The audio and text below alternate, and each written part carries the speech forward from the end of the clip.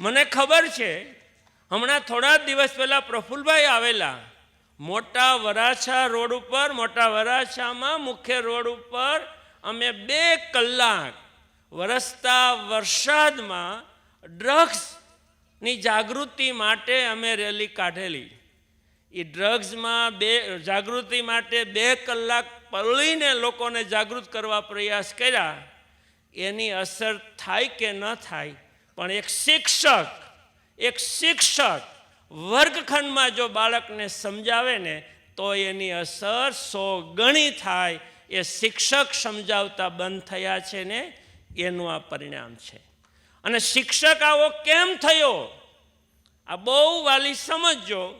આખા રાજ્યની ચિંતા પ્રફુલભાઈ કરે છે, પણ એક સ્કૂલના વાલી સમજે, તમારા બાળકને જો ખરા અર્થમાં કેળવણી, માનવ મૂલ્યો, સારો જવાબદાર નાગરિક બનાવવો હોય તો તમે તમારી શાળાને, શિક્ષકને આદર આપતા થાવ.